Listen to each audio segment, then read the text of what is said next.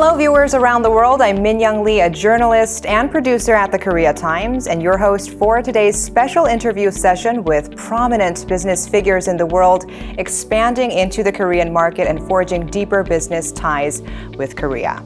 This is the first episode of our new series in collaboration with the American Chamber of Commerce in Korea, where we will be taking an inside look into the world of business by exploring a wide range of critical decisions and business strategies faced by chief executives around the world. Today's guests are Louis Black, CEO of global mining company Almonty Industries that owns the Sangdong mine in Gangwon Province, Korea, which was historically one of the largest tungsten mines in the world. And also joining us today is Al D'Amato, who is a former U.S. Senator from New York and the founder of Park Strategies, a public policy and business development firm. And last but not least, welcome James Kim, the CEO of AmCham, the co-host of this program, who himself also has been leading global companies for decades. Thank you so much, Minyoung. Wow, it's great to have a chance to sit down with Louis and Senator D'Amato tonight. AmCham represents 800 member companies and affiliates doing business in Korea. And you know, Almonty stands out as an exceptional in terms of its potential and its huge contribution to the Korean economy. I am so excited to be able to discuss Almonty in Korea with all of you today. So to start off the interview with Louis, can you give us an overview of what Almonty Industry does? Well, Almonty Industries is, we specialize specifically on the strategic metal of tungsten. We have 5 generations of expertise in its extraction, and we own the longest running mine in the world in Portugal, which has been running for 126 years. And we account for roughly 7% currently of output outside of China. This will increase to closer to 30% once South Korea opens. But the most important thing is tungsten is a very difficult metal to produce. And we have a depth of knowledge that is unmatched, and the industry accepts. We are considered to be the best operators outside of China and one of the best operators in the world.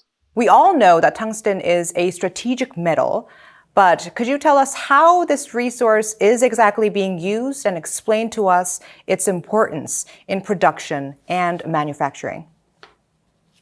Well, I mean, for instance, in South Korea is the largest consumer of tungsten per capita in the world because it's extensively used in the semiconductor business. But it also is included in aerospace, in the car manufacturing, in medical, and in defense. And there's a little bit of it in just about everything that's in your life, from the vibrator in your telephone to a guidance system on a satellite. You need very small amounts of it, but without that little piece of tungsten, the product is completely useless. It is the strongest metal in the world.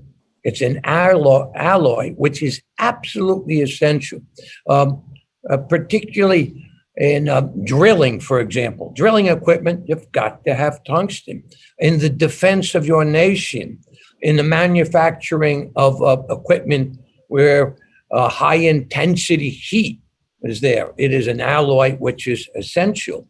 And unfortunately, over the years, China has come to, in some cases, represent well over 80% of the world's production of tungsten. And it used this to its advantage in driving out competition. So that if there was a tungsten mine in the Western Hemisphere, the Chinese would dump their product, lower the price, and drive the mines out of business. So there's never been any real competition. Louis and my son have worked together over 10 years to bring Almonty to this position. Many people scoffed at it. Now, many people are looking and saying, my gosh, because Almonty is on the verge of starting the reopening of this critical asset, critical to the world. How big of an impact will this mine have on the global opportunity? This mine is very well respected through the entire industry because it is seen as the greatest. I think it's the best way to put it. It is seen as the ultimate mine in tungsten. It has the highest grade. It has 70 plus years of reserves. The Chinese are, in many ways, not terribly comfortable this mine is going to reopen because it does have the ability to really take some of the strength of the Chinese dominance of this market away. There is a very wonderful opportunity to turn to this mine, which strategically is so important for South Korea because it can give it all of the tungsten that South Korea needs, and it can supply the Western Hemisphere.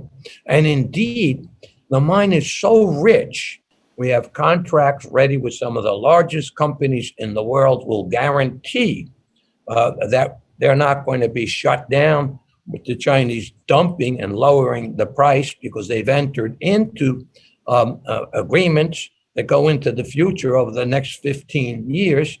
And so what we can do is break that stranglehold that China has over the rest of the world. Summarize for us what you see are the real benefits for the Korean economy, the Korean citizens, and most importantly, that region, which is not that close to the metropolitan Seoul area. The reopening of the Almonty Korea tungsten mine in Sangdong is a major infrastructure project for the community. We're going to be investing well over $100 million in this project, 80 million comprising direct capital expenditures related to the reopening.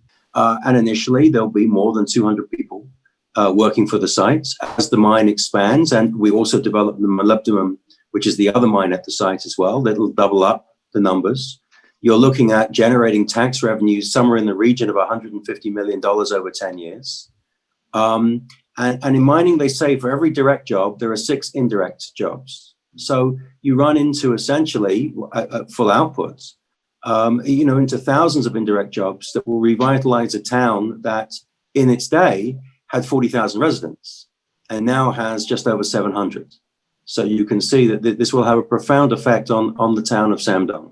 Speaking of tungsten supply, can you tell us about the challenges that come from the limited supply of tungsten metals as the world is heavily relying on China for these metals? 80 to 85% of the world's output of tungsten comes from China. And this really culminates in the 80s, the middle to late 80s, where a lot of Chinese material hit the market, prices collapsed, and pretty much everyone went out of business. 1 or 2 survivors, but that was it. Those survivors are still with us. One we own in Portugal. The other one is in Austria, which is owned by Sandvik. But that's pretty much it, that survived that bloodbath in the late 80s. And then, of course, we've seen subsequently very difficult to then open up mines because that knowledge all disappeared. It all vanished. And it's a very difficult, as I said before, a very difficult metal to process. And unfortunately, the Sangdong mine, located in South Korea, one of the greatest mines in the world, became victim to the Chinese dumping because they couldn't sell their product. They couldn't compete. And so I guess it goes back to about 1992 when the government closed the Sangdong mine, a mine that had the greatest concentration of high quality tungsten. There's none that was better.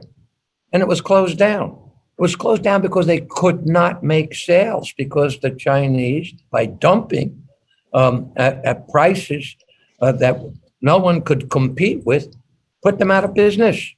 Now, the world cannot afford to be held hostage by the Chinese government.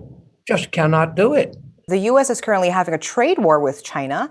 And if most of the metal supply comes from China, the current U.S.-China trade war must be putting a huge strain on U.S. manufacturers. So, Senator, how do you see this ongoing trade war between the two countries, and how do you assess the damages? And this is a strategic alloy, which is necessary in so many areas, the medical area, the defense area, the manufacturing area. As we find more technological ways to go forward, we should be working in this cooperative way. What a great opportunity for South Korea to reinvigorate its economy, to keep it growing, to keep it moving, and not be held under the fear and dominance of the Chinese. So you said that we shouldn't be held captive So do you think U.S. manufacturing companies should find ways to reduce dependency on China? Not only U.S. companies, but companies throughout the Western Hemisphere as well. So much in terms of manufacturing and other areas, health, etc. The United States passed legislation which made it possible for the Chinese state enterprises to take political interference, media censorship, bifurcated internet situations. And I think the pandemic has got certainly the American public wakened up to the danger that creating monopolies that China will use to its advantage at the disadvantage of other countries. We can't afford to be held hostage, whether it's tungsten or whether it's the creation of medical supplies and strategic areas. We just can't do it. And this project will absolutely put South Korea on the map in terms of dealing with this problem of tungsten. It's a small problem, but let me tell you, it touches many people's lives.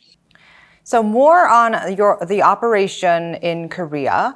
Almonty is making a big move, investing millions of dollars in developing the Sangdong mine. So were there any challenges in funding this multi-million-dollar project, or could you tell us about other difficulties you have faced, such as communicating with the project with local residents?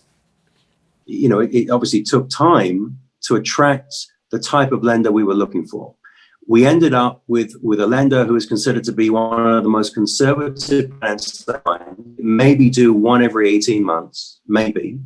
Most of their projects they do are essentially vast projects for major mining companies.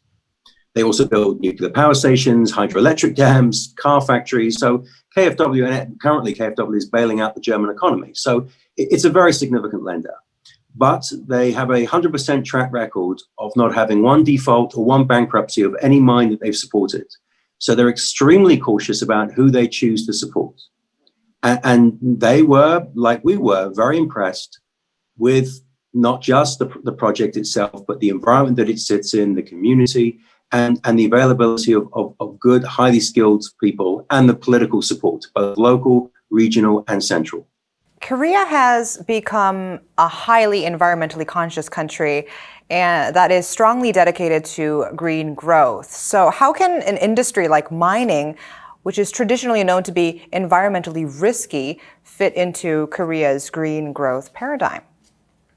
Well, to be honest, Korea is not alone. We operate in Europe, and Europe has for many years taken a very green view of how to operate. And our lenders, which is the German state bank, KfW IPEX Bank, and obviously the Austrian government export credit bank, OEKB, they have required this project be designed to what's called equator principles. Equator principles are international standards that are far superior to current international standards for social and environmental activity. And so we will generate no waste on surface, we'll generate no tailings on surface. Everything is essentially to be as low impact as possible. And in fact, our long-term goal, because currently the energy from the plant to the mine is nuclear, it's from the local nuclear power station, there is no reason why we will not become carbon neutral. Ultimately, all the equipment underground will be electric. So in this day and age, you have to learn to operate in an environmentally, sensible and responsible way. Can you walk us through what Almonty is ensuring with the workers so that they can ultimately be safe, happy, and obviously well compensated? So in all of our projects, we have an intrinsic link with the community. After all, the community ultimately operates the mine. And so we've always had a very long-standing relationship, whether it be from sports centers to working with education, whether we're working on scholarships. Every community has different needs and we have to work with it. Production, manufacturing industries have been hit hard by COVID-19. And of course, mining operations must also have been experiencing disruptions and shutdowns. So how is your company coping with the situation? But mines are relatively in rural areas, so they're not in high density area. So we have our isolation has certainly served us well at this time. Our biggest issue has been actually shipping. Shipping has been significantly hit. So our production has remained consistent and at normal levels, but shipping times have increased by almost threefold. So that's been more problematic for our customers, but there's nothing we can do about this. For U.S. citizens in the U.S., how do they view this project for America? I think that relationship that we have is in a good place.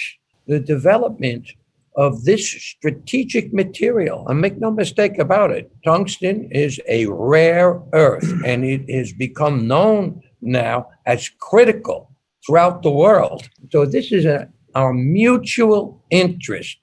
It is economically advantageous for the entire world to have a supply of critical materials that is not going to be used in a way to hurt other nations, but rather to give other nations greater opportunity.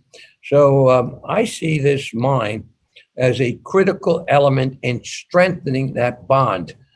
So thank you so much for your time today, and it was a great pleasure talking to both of you. Thank you so much, Senator. Stay healthy, stay away from COVID, okay?